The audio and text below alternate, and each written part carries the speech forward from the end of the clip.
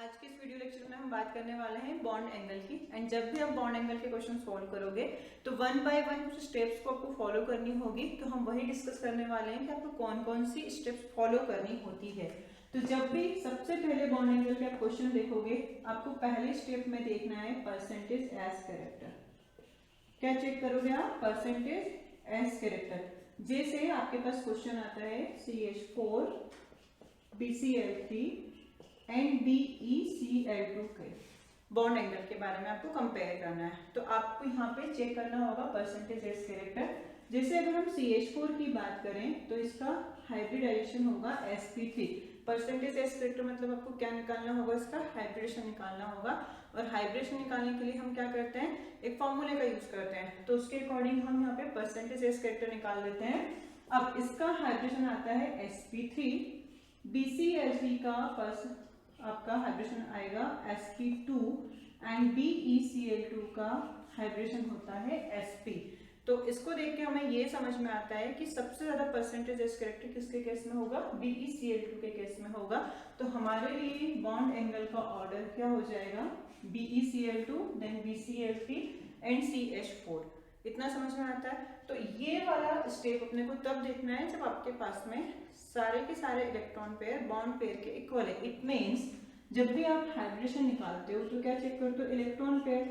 और electron pair आपका bond pair and lone pair का कॉम्बिनेशन होता है। जैसे अगर आप यहाँ पे देखते हो कार्बन के पास में कितने वैलेंशियल इलेक्ट्रॉन है? 4 प्लस 4 मतलब फॉर्मूला क्या? Valential electron plus monovalent atom minus C+A/2 वाला जो आप फॉर्मूला यूज करते हो, उसके अकॉर्डिंग इलेक्ट्रॉन पेयर्स की जो वैल्यू आती है वो 4 आती है। एंड इसमें सराउंडिंग एटम भी कितने हैं? 4 है। मीन्स यहाँ पे कोई लोन पेयर नहीं है। दूसरा हम देखते हैं बोरॉन। तो बोरॉन के पास में सराउंडिंग वैलेंशियल इलेक्ट्रॉन कितने होंगे आपके पास में? बोरॉन कौन से ग्रुप को आता है? आपका 13 ग्रुप का आता है। तो वैलेंशियल इलेक्ट्रॉन 3 है and surrounding atom monovalent atom 3 है। तो 3 + 3 6 एंड बाई 2 के अकॉर्डिंग देखें तो यहाँ पे जितना इलेक्ट्रॉन पेयर आ रहा है उतना ही बॉन्ड पेयर आ रहा है। तो इस केस में आपको परसेंटेज एज कैरेक्टर पहला स्टेप फॉलो करना है, मीन्स लोन पेयर नहीं आएगा। फिर दूसरे केस में आपको ये देखना है स्टेप सेकंड में, अगर परसेंटेज एज कैरेक्टर सेम आ जाता है तो फिर आप चेक करोगे लोन पेयर।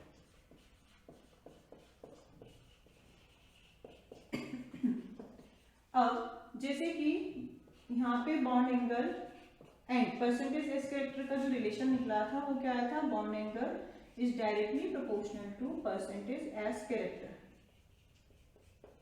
वैसे ही यहाँ पे bond angle and lone pair के बीच में जो रिलेशन निकलेगा वो आएगा इनवर्सली प्रोपोर्शनल का। It means number of lone pairs अगर इंक्रीज होते हैं तो बॉन्ड एंगल आपका डिक्रीज होगा। एक एग्जांपल के रूप से समझते हैं। जैसे CH4 आपने लिया, NH3 लिया एंड H2O लिया। CH4 का हाइब्रिडेशन sp3 होता है, NH3 का हाइब्रिडेशन भी sp3 होता है एंड वाटर का हाइब्रिडेशन भी sp3 होता है। मीन्स मैंने क्या कहा कि जब आपके पास में परसेंटेज एज कैरेक्टर सेम हो जाएगा तब हम सेकंड स्टेप पे आएंगे। अगर यहाँ पे आपके पास में सेकेंड स्टेप फॉलो करने का रीजन ही ये रहा कि हम कंपैरिजन नहीं कर पा रहे हैं क्योंकि यहाँ पे परसेंटेज एज कैरेक्टर सेम हो गया है, तब आप चेक करोगे लोन पेयर। और लोन पेयर चेक करने का तरीका क्या है कि जितने इलेक्ट्रॉन पेयर आपने निकाले हैं तो बॉन्ड पेयर उतने नहीं है तो आपके पास में बचे हुए क्या हो जाएंगे? Lone pair. जैसे कि आपने यहाँ पे CH4 में देखा तो इलेक्ट्रॉन पेयर आते हैं 4 और सराउंडिंग एटम भी कितने हैं? 4। तो कॉम्बिनेशन क्या हो गया? 4 + 0। 4 यहाँ पे बॉन्ड पेयर है और 0 यहाँ पे लोन पेयर है। नेक्स्ट स्टेप में यहाँ पे हम देखते हैं अमोनिया के लिए। तो अमोनिया में आपके पास में इलेक्ट्रॉन पेयर 3 आते हैं एंड लोन पेयर 1 आता है। और दूसरे H2O में बॉन्ड पेयर आपके पास में कितने हैं? ऑक्सीजन से जुड़े हुए 2। तो यहाँ पे बॉन्ड पेयर 2 एंड बाकी के बचे हुए आपके क्या हो जाएंगे? लोन पेयर हो जाएंगे। और अकॉर्डिंग टू दिस हम देखेंगे जितने ज्यादा लोन पेयर उतना ही कम बॉन्ड एंगल का ऑर्डर हो जाएगा। तो यहाँ पे बॉन्ड एंगल का ऑर्डर क्या होगा? CH4 का सबसे ज्यादा, देन NH3 का एंड देन वाटर का। जैसे कि आपको वैल्यू नहीं याद रखनी है कि बॉन्ड एंगल का एग्जैक्ट वैल्यू क्या होगा, लेकिन फिर भी मैं ये कहना चाहूंगी कि आप इनके याद रख लो। जैसे मीथेन का होता है 109 डिग्री 28 मिनट, फिर अमोनिया का आपका होगा 107 डिग्री एंड वाटर का होता है 104 डिग्री 5 मिनट, मीन्स आपके लोन पेयर के बढ़ने के साथ में बॉन्ड एंगल भी बढ़ रहा है। तो ये सेकेंड स्टेप थी। अब आपको थर्ड स्टेप देखनी है। अब थर्ड स्टेप आप कैसे फॉलो करोगे? जब फॉलो करोगे जब परसेंटेज एज कैरेक्टर भी सेम हो गया एंड लोन पेयर्स भी सेम हो जाएंगे, तब आप थर्ड स्टेप में आओगे और उसमें हम चेक करते हैं डेल्टा EN या इलेक्ट्रोनेगेटिविटी। अब किसकी इलेक्ट्रोनेगेटिविटी चेक करनी है? सेंट्रल एटम, और दूसरा आपके पास में यहाँ पे क्या है? Surrounding atom. इसे एक एग्जांपल से लेते हैं, जैसे NH3 PH3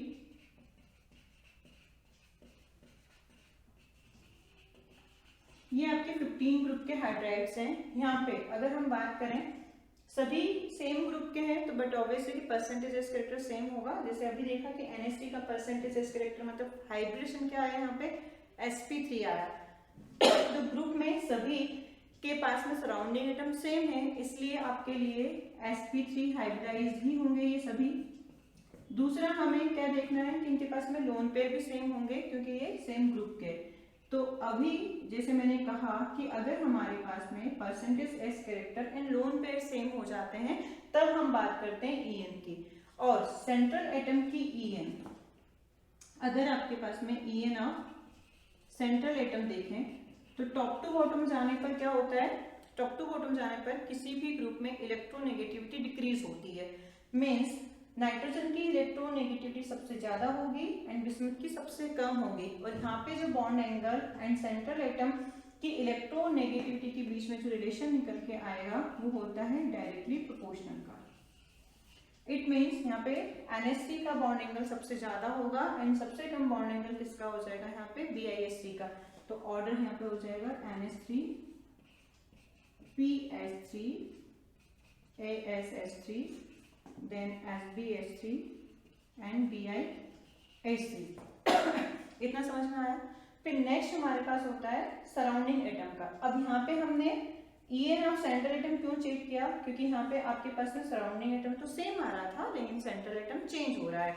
अब जब एक और एग्जांपल अगर हम देखें OF2 एंड H2O के साथ में, अब क्या हो रहा है कि आपका सेंट्रल एटम तो सेम है लेकिन सराउंडिंग एटम आपके पास में चेंज हो रहा है।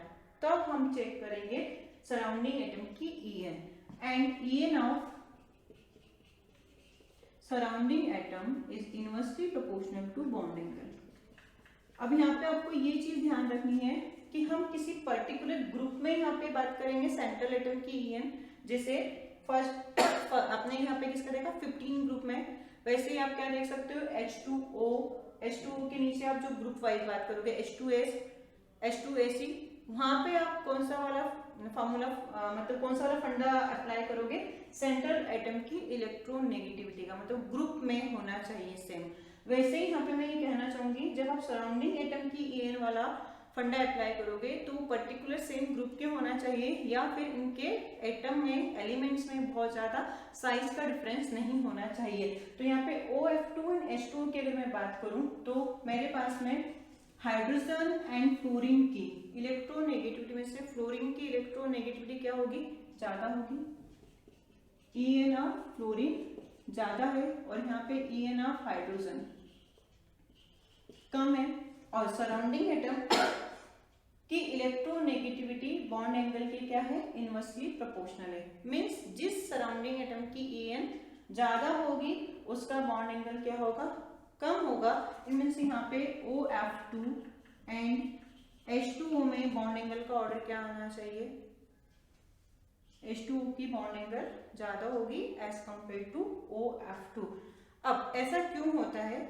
इसे हम स्ट्रक्चर के थ्रू, मतलब ये तो एक नॉर्मली आपको याद रखने वाली बात है एंड कॉन्सेप्चुअली अगर हम देखें कि ऐसा क्यों हुआ है तो इसको हम छोटा सा स्ट्रक्चर्स के भी यहाँ पे समझने की कोशिश करेंगे कि ऐसा आखिर क्यों हुआ। तो देखिए इसका स्ट्रक्चर से कैसे आपको रिलेट करते हैं कि बॉन्ड एंगल को स्ट्रक्चर के बिहाफ पे रिलेट करना अगर आपको पूछा जाए तो कैसे आप रिलेट करोगे। सो अभी हमने ये देखा था कि EN के डिफरेंस के बिहाफ पे किस तरह से ग्रुप में बॉन्ड एंगल चेंज होता है। अब इसे अगर हम लॉजिकली देखें तो एक्चुअली होता क्या है जैसे NH3 था, तो अगर हम नाइट्रोजन के देखें कि सराउंडिंग एटम 3 है एंड इस पे एक लोन पेयर है, इसका ये शेप होगा।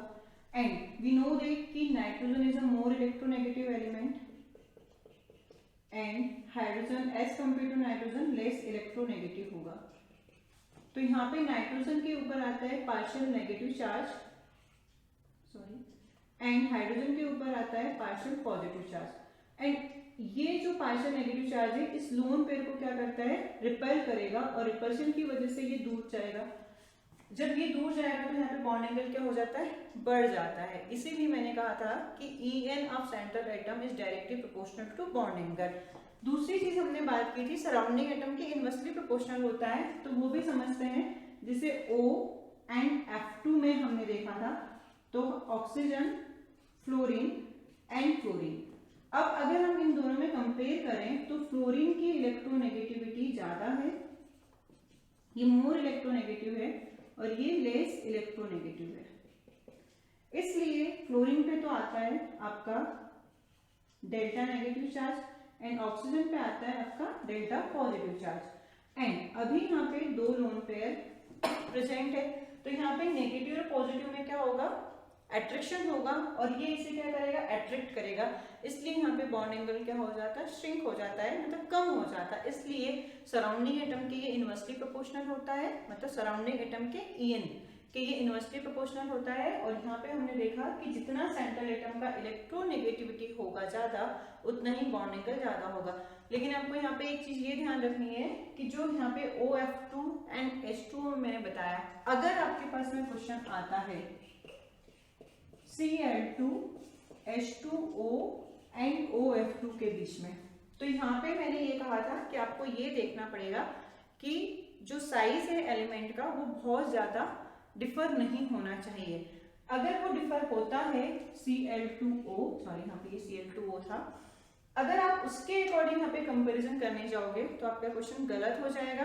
कैसे गलत होगा कि अगर हम देखें फ्लोरीन एंड क्लोरीन में से मोर इलेक्ट्रोनेगेटिव एलिमेंट कौन है, फ्लोरीन है, और क्लोरीन लेस इलेक्ट्रोनेगेटिव है। और जब आप सराउंडिंग एटम की En के बी हाफ पे अगर आंसर लेके आते हो तो आपका जो ऑर्डर आएगा वो गलत आएगा। वो इसलिए आएगा क्योंकि OCl की अगर हम बात करें, OCl2, अब यहाँ पे इसके क्लोरीन के पास में होते हैं वैकेंट डी एंड ऑक्सीजन के पास में होते हैं लोन पेयर, एंड समहाउ इनके बीच में एक टाइप का बैक बॉन्डिंग वर्क करेगा।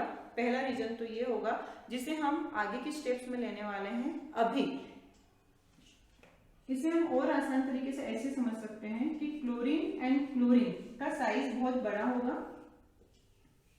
और ये क्लोरीन दूसरे क्लोरीन को क्या करेगा, रिपेल करेगा, और इस रिपल्शन की वजह से यहाँ पे साइज क्या हो जाता है, बड़ा हो जाता है। तो ओवरऑल जो ऑर्डर आएगा वो Cl2O then H2O then OF2 होता है। अगर आप En के डिफरेंस की भी यहाँ पे करने जाओगे तो आपका आंसर क्या हो जाएगा, गलत हो जाएगा। यहाँ पे जनरली हम साइज के भी यहाँ पे समझ सकते हैं, लेकिन एग्जैक्ट जो यहाँ पे रीजन होगा वो ये होगा, बैक बॉन्डिंग होगी, एंड बैक बॉन्डिंग की वजह से यहाँ पे little bit double bond character आने लगेगा। तो ये तो आपकी 3 स्टेप्स थी। आगे हम 2 स्टेप्स और पढ़ने वाले हैं जिसमें आपको बैक बॉन्डिंग का भी थोड़ा सा फंडा समझ में आएगा, और वो बैक बॉन्डिंग किस तरह से बॉन्ड एंगल को अफेक्ट करेगी इसके बारे में भी हम बात करेंगे। तो पहली 3 स्टेप्स आपको समझ में आ गई होगी कि परसेंटेज एस्क्रिप्टर चेक करना है, देन सेकंड क्या चेक करना है, lone pair, and third one is En check करना है। अब फोर्थ स्टेप की अगर हम बात करते हैं तो फोर्थ स्टेप में ये आएगा, जैसे हम एग्जांपल लेते हैं Br3, BCl3, BBr3, और इनमें हम बॉन्ड एंगल का कंपैरिजन करें तो अगर आप देखोगे तो मेरे पास में यहाँ पे सेंट्रल एटम क्या है, सेम, सराउंडिंग एटम चेंज हो रही है, और अगर आपने En के डिफरेंस के बी हाफ पे आंसर लेके आए तो वो आपका 100% गलत हो जाएगा। उसका रीजन क्या होगा, उसका रीजन ये है कि जब आपने थर्ड स्टेप फॉलो की थी तो वहाँ पे परसेंटेज एस कैरेक्टर सेम हो रहा था, लोन पेयर भी सेम हो रहा था, मतलब लोन पेयर आ रहे थे, एंड लोन पेयर की वजह से रिपल्शन हो रहा था। लेकिन अगर हम यहाँ पे BF3 BCl3 के केस में देखें तो यहाँ पे कोई लोन पेयर नहीं है, और जैसे कि स्ट्रक्चर से मैंने अभी समझाया कि जब लोन पेयर आएगा और इस डेल्टा नेगेटिव में रिपल्शन होगा तो ही बॉन्ड एंगल में वेरिएशन देखने को मिलेंगे, लेकिन इन केसेस में हमारे पास में क्या है, कोई भी लोन पेयर नहीं है। मीन्स ये आपका क्या है, sp2 हाइब्रिडाइज, ये भी आपका sp2 हाइब्रिडाइज है और ये भी आपका sp2 हाइब्रिडाइज है। एंड अगर हम बात करें बॉन्ड पेयर लोन पेयर के कॉम्बिनेशन की, तो सब जगह 3+0 का कॉम्बिनेशन आ रहा है। तो आपको ये याद रखना है कि अगर आपके पास में कोई भी लोन पेयर नहीं है, मीन्स सारे इलेक्ट्रॉन पेयर बॉन्ड पेयर के इक्वल है, क्योंकि अभी हमने क्या लिखा था, electron pair is equal to bond pair plus lone pair, ये कॉम्बिनेशन होता है। If all electron pair are bond pair, देखा आपने कि आपके पास में कोई लोन पेयर नहीं है, means there is no lone pair and surrounding atom और सेंट्रल एटम आर आइडेंटिकल। या तो आपके पास में सराउंडिंग एटम आइडेंटिकल होनी चाहिए या सेंट्रल एटम आइडेंटिकल होनी चाहिए। कंडीशंस क्या है, फिर से एक बार रिपीट करती हूँ। अगर सारे इलेक्ट्रॉन पेयर बॉन्ड पेयर के इक्वल है, मीन्स कोई लोन पेयर नहीं है, एंड सराउंडिंग एटम और सेंट्रल एटम आर आइडेंटिकल, दोनों में से कोई एक अगर आइडेंटिकल है, तो En में जो भी चेंज होगा उस En में चेंज होने के बिहाफ पर हम ये कहेंगे कि वो बॉन्ड एंगल को चेंज नहीं करेगा। मतलब difference in En does not alter bond angle. Means क्या होगा फिर यहाँ पे ऑर्डर, अगर इलेक्ट्रोनेगेटिविटी बॉन्ड एंगल को चेंज नहीं कर रही है तो यहाँ पे ऑर्डर क्या होना चाहिए, तो यहाँ पे आपके पास में बॉन्ड एंगल का जो ऑर्डर आएगा ये लगभग ऑलमोस्ट इनका बॉन्ड एंगल क्या होगा, सेम होगा। मेरी बात समझ में आ गई कि वो जो स्टेप्स थी वो क्या किसके लिए थी, लोन पेयर्स के लिए थी। अब यहाँ पे मेरे पास में कोई लोन पेयर नहीं है, पहली कंडीशन। एंड यहाँ पे जो कॉम्बिनेशन आ रहा है वो भी आपका क्या आना चाहिए, सेम आना चाहिए। मतलब इलेक्ट्रॉन पेयर्स का जो कॉम्बिनेशन है, मतलब bond pair lone pair, bond pair lone pair, bond pair lone pair, there is no lone pair, सारे इलेक्ट्रॉन पेयर सेम है। सेकेंड थिंग क्या याद रखनी है, या तो आपकी सराउंडिंग एटम या सेंट्रल एटम आइडेंटिकल होनी चाहिए। अब अगर हम बात करते हैं सराउंडिंग एटम की, तो सराउंडिंग जैसे कि यहाँ पे आपके पास में सेंट्रल एटम सेम था। अब नेक्स्ट एग्जांपल में हम देखते हैं CO3-2 एंड SO3, मीन्स यहाँ पे कार्बन एंड यहाँ पे कौन है, सल्फर। सेंट्रल एटम आपका चेंज हो रहा है, लेकिन सराउंडिंग आपका जो सेंट्रल एटम है वो चेंज होगा, लेकिन सराउंडिंग एटम जो है आपका सेम ही है, ऑक्सीजन। तो इस केस में भी अगर हम देखें तो यहाँ पे इसका हाइब्रिडेशन आएगा sp2, इसका भी हाइब्रिडेशन sp2 है। इलेक्ट्रॉन पेयर की अगर हम बात करें तो यहाँ पे 3 आएगा, और जो आपका कॉम्बिनेशन आएगा bond pair and lone pair का 3+0 और 3+0। तो यहाँ पे भी जो बॉन्ड एंगल का कंपैरिजन करने पर देखा जाएगा तो इन दोनों के बॉन्ड एंगल आपके क्या होंगे, ऑलमोस्ट सेम हो जाएंगे, क्योंकि आपके पास में इलेक्ट्रोनेगेटिविटी में होने वाले चेंजेस का कोई फर्क नहीं पड़ने वाला है। बात समझ में आ गई। तो फोर्थ पॉइंट हमको ये देखना है कि अगर surrounding atom and central atom में से कोई एक आइडेंटिकल है, एंड सेकेंड चीज ये देखनी है कि आपके पास में इलेक्ट्रॉन पेयर सारे के सारे बॉन्ड पेयर के इक्वल है, तो En का डिफरेंस होने से बॉन्ड एंगल में कोई भी चेंजेस नहीं आएगा। एंड फिफ्थ आपका जो पॉइंट है वो है डबल बॉन्ड ऑक्यूपाई। मतलब फिफ्थ स्टेप पे आपको देखना है double bond occupy more space than single bond, sorry यहाँ पे डबल बॉन्ड आएगा, double bond occupy more space than single bond. अगर किसी वजह से आपके कंपाउंड में डबल बॉन्ड कैरेक्टर आ रहा है, और वो डबल बॉन्ड कैरेक्टर क्यों आएगा, जैसे कि अगर Cl2 के एग्जांपल की हम बात करें तो Cl2 में ऑक्सीजन के लोन पेयर क्लोरीन के वैकेंट डी में बैक बॉन्ड करते हैं, वैकेंट डी ऑर्बिटल। मतलब क्लोरीन के पास में वैकेंट डी था, ऑक्सीजन के पास 2 लोन पेयर है, इसलिए यहाँ पे ऑक्सीजन के लोन पेयर इस क्लोरीन के वैकेंट डी में बैक बॉन्डिंग करेंगे। And due to the back bonding यहाँ पे little bit double bond character, मतलब पार्शियल डबल बॉन्ड कैरेक्टर आ जाता है, और डबल बॉन्ड कैरेक्टर आने की वजह से ही यहाँ पे जो ऑर्डर आया था बॉन्ड एंगल का वो ये आया था, इसलिए डबल बॉन्ड आपका मोर स्पेस ऑक्यूपाई करेगा। तो ओवरऑल ऑर्डर यहाँ पे ये होगा, क्योंकि ऑक्सीजन के लोन पेयर यहाँ पे हाइड्रोजन के लोन पेयर, सॉरी ऑक्सीजन के लोन पेयर जो होंगे यहाँ पे हाइड्रोजन में कोई भी बैक बॉन्डिंग नहीं कर पाएंगे, क्योंकि हाइड्रोजन के पास में नहीं वैकेंट पी है और नहीं वैकेंट डी होगा। अब बैक बॉन्डिंग की वजह से जरूरी नहीं है कि हमेशा ही बॉन्ड एंगल में चेंजेस आए, कभी कभी बॉन्ड एंगल बैक बॉन्डिंग की वजह से चेंज नहीं होता है, लेकिन उसे हमें बहुत ज्यादा डिटेल में और अलग से बैक बॉन्डिंग के बारे में पढ़ने की जरूरत होगी। तो अभी आपको बॉन्ड एंगल के बारे में जितनी भी स्टेप्स बताई गई है उसे आप 1 बाय 1 फॉलो कीजिएगा। जैसे कि फर्स्ट में आपको चेक करना था परसेंटेज एस कैरेक्टर, सेकंड में आपको चेक करना था लोन पेयर। तो सेकंड स्टेप आप में तभी आओगे जब आपके पास में परसेंटेज एस कैरेक्टर की वैल्यू क्या हो जाएगी, सेम हो जाएगी। एंड थर्ड स्टेप में आपको EN चेक करना है, मतलब इलेक्ट्रोनेगेटिविटी चेक करनी है। तो थर्ड स्टेप में आप तभी पहुंचोगे जब आपके पास में परसेंटेज एस कैरेक्टर भी सेम है एंड लोन पेयर भी सेम होंगे। एंड फोर्थ स्टेप आपके लिए बहुत ज्यादा जरूरी होगा, क्योंकि सबसे ज्यादा बॉन्ड एंगल के क्वेश्चंस में गलती करने के चांसेस यहीं पे रहेंगे, क्योंकि अगर आप थर्ड स्टेप के अकॉर्डिंग क्वेश्चन सोल्व करोगे तो यहाँ पे गलती हो जाएगी। आपको यहाँ पे ये देखना है कि सभी इलेक्ट्रॉन पेयर बॉन्ड पेयर के बराबर है। एंड सेकेंड क्या चेक करना है, या तो आपका सराउंडिंग एटम या आपका सेंट्रल एटम क्या होना चाहिए, आइडेंटिकल होना चाहिए। एंड फिफ्थ स्टेप आपके लिए जो कि बैक बॉन्डिंग के भी यहाँ पे समझाई जाएगी। तो आई होप आपको यहाँ तक समझ में आया।